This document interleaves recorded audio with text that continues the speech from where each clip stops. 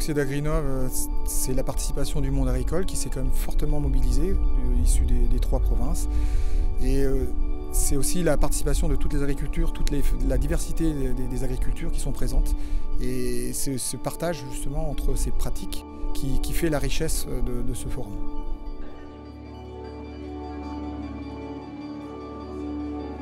On a le sentiment que voilà, les choses sont dites et sur la table et que du coup, un espace s'ouvre en tout cas pour qu'on essaye de construire des réponses sans dogme.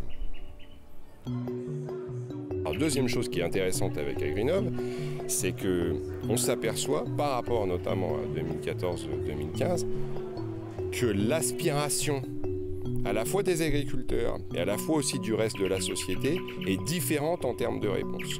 Et ça se mesure par l'engouement très très clair et l'intérêt qui est manifesté par l'ensemble des participants pour le bio au travers d'Agrinov. Et ça, c'est une vraie nouveauté. Il faut réussir à rendre accessible l'agriculture biologique, qu'elle ne soit pas réservée à certains. Agrinov doit permettre d'arriver aux objectifs de développement de l'agriculture bio, qui est maintenant une attente des consommateurs, qui est une réalité partout ailleurs dans le monde et qui doit s'appliquer en Nouvelle-Calédonie. One of the strengths that New Caledonia has is that there is a lot of technical capacity here in agriculture. The other thing I've really seen, which I think is possibly unique, is the way that there's opportunities to bring together traditional practice and knowledge with modern scientific and technical developments. So I think that's a huge option and opportunity for New Caledonia. The other opportunity is around the potential for growing markets. There's been some really interesting discussions around how we could look at policy to support things that will pull the organic market forward.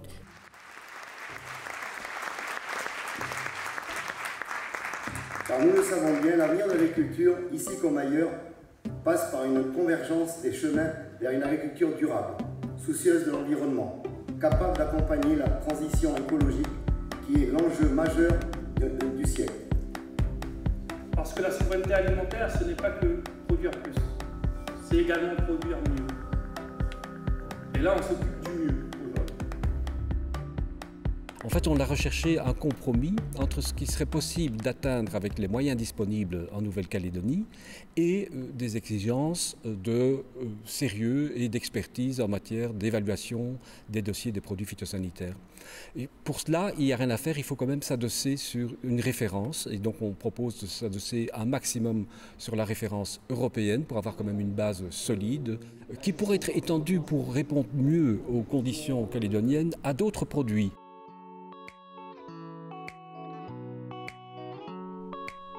Ce que j'aimerais, c'est que la ferveur, le dynamisme continue. Ce que j'aimerais aussi, c'est qu'on ait rapidement une réglementation phytosanitaire qui soit stable et pérenne et qui permette aux agriculteurs de travailler sereinement. Parce qu'une partie des agriculteurs vont aller vers le bio rapidement, mais il faut aussi une transition qui soit en douceur pour tous les autres.